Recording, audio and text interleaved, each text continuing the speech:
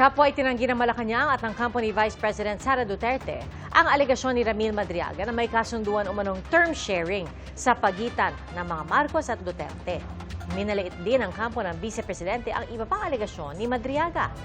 Saksi si Ian Cruz. Hindi pinalampas ni Vice President Sara Duterte ang isang inilahad sa Kamara kahapon na nagpakilalang dating bagman umano niyang si Ramil Madriaga. Tungkol ito sa umano'y naikwento noon kay Madriaga ni Attorney Ryan Ray Kilala, ang dati raw Associate Dean ng San Sebastian College of Law na dati raw propesor ng Bise nung nag-aaral ito noon.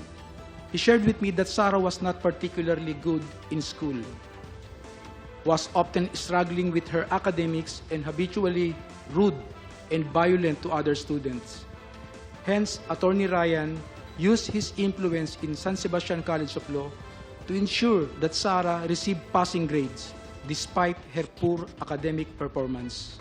Sabi ni Duterte sa isang pahayag, sa lahat ng anyay kasinungalingang ibinato ni Madriaga, ang pagsabing kinailangan niya ng tulong para makapasa sa law school, ang kanya raw pinapalagan. Tinapos daw niya ang pag-aaral sa sarili niyang pagsisikap. Binigyan daw niyang prioridad ang anyay well-rounded life kesa academic excellence. Hindi raw siya humingi ng special accommodation sa sinumang propesor para sa kanyang grade dahil kaya naman daw makuha ang bare minimum nito. Hindi rin daw siya naging paksa ng anumang reklamo ng kabastusan o karahasan laban sa ibang estudyante. Sinusubukan pa naming makuhang panig ni Attorney Kilala. Buwelta rin ng bise, hindi mapapantayan ni Madriaga at mga kasabwat niya sa Kamara ang kanyang kapasidad na makakuha ng resulta sa kaunting pagsisikap.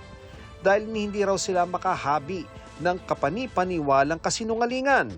Sabi pa niya, kung may aligasyon daw ng panunuhol noong unang impeachment proceedings, ganito rin daw ang nangyayari ngayon. Ang iba pang testimonya ni Madriaga, minaliit din ng kanyang abogado, kabilangan tungkol sa pag-dispose umano ng 125 million pesos na confidential funds sa loob lang ng 24 oras. Wala siyang posisyon para malaman kung anong ginawa doon sa confidential funds. Buti sana kung taga VP SPG siya na napagkatiwalaan na i-manage itong confidential funds or itong mga DepEd Security Officer or OVP Security Officer. Then, pag may sinabi siya tungkol kung saan napunta yung pera, diba, baka kapanipaniwala. Pero somebody like Ramil Madriaga na outsider, walang katibayan na nagtatrabaho siya kay VP Sara, maliban sa mga picture at video nung kampanya pa, wala po tayong mapupulot dyan. Pati na ang sinabi ni Madriaga na naroon siya ng pagpulungan ng umano'y planong pagpapatalsik kay Pangulong Marcos. Like itong mga term sharing agreement with BBM Kuno, mga ouster plot, mga assassination plot. Pero alam naman namin na hindi totoo lahat yun eh. At yun nga, kaninang umaga si Senator Amy Marcos nagpa-presscon na at sinabi niya ng kasinungalingan lahat ng sinasabi ni Madriaga tungkol dun sa mga planong term sharing with BBM. Tingin ng kampo ng bise, may motibo si Madriaga sa pagharap sa impeachment proceedings. Ang totoong motibo niya ay para makalabas ng kulungan. Kahapon ay natanong na rin tungkol dito si Madriaga na kanya namang itinanggi.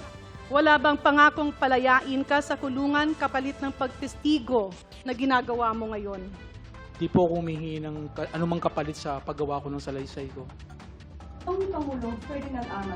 Jr. Pinabulaanan din ng Malacanang na may napagkasundo ang term sharing. Ang Pangulo po, hindi po yan mga ngampanya para lang po ibigay ang posisyon kahit kanino. Ang sabi ko po natin, nangako po siya na siya'y magtatrabaho para sa bayan at tatapusin ng termino. Did you get a reaction from him on that particular point? Siya po ay nagulat. Dahil hindi po ganda ng Pangulo.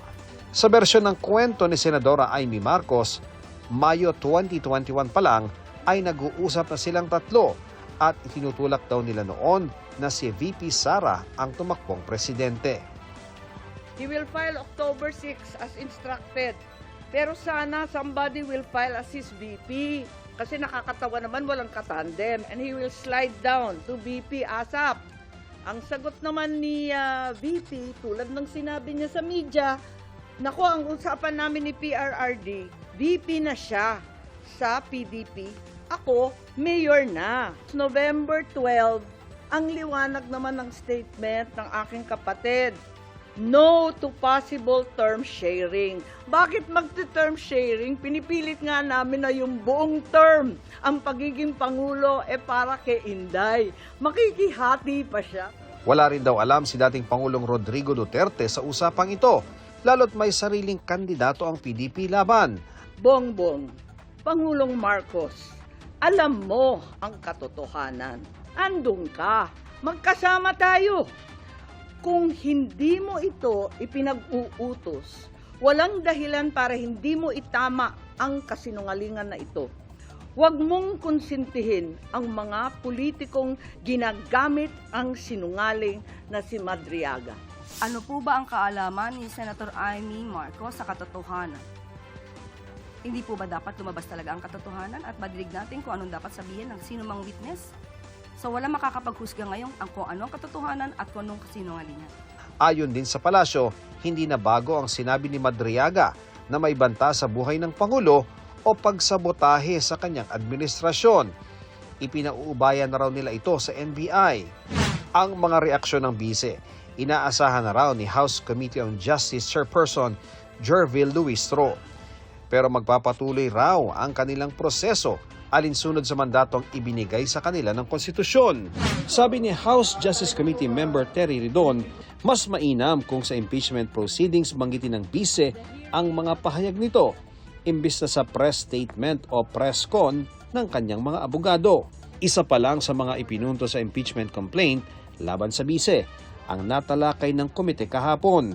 Ito ang maling paggamit umano ng bise ng confidential funds ng Office of the Vice President at ng Department of Education noong kalihim siya nito.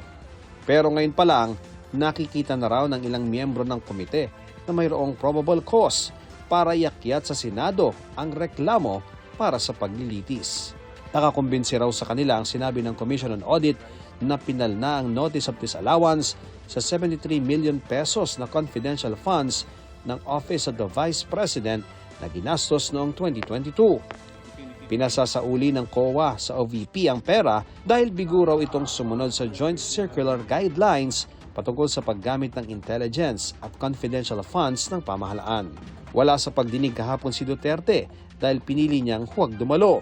Sabi ni Luistro, kung hindi mapasisinungalingan ng bise ang mga sinabi ng mga testigo. Considering that it is only probable cause that is being required of the Justice Committee to be able to transmit this to the plenary and from plenary to the Senate, kung hindi ito mariribat, kung hindi ito makakounter, there is really a possibility that this testimony of Madriaga will suffice the requirement of probable cause. Ako si Ian Cruz, ang inyong saksi.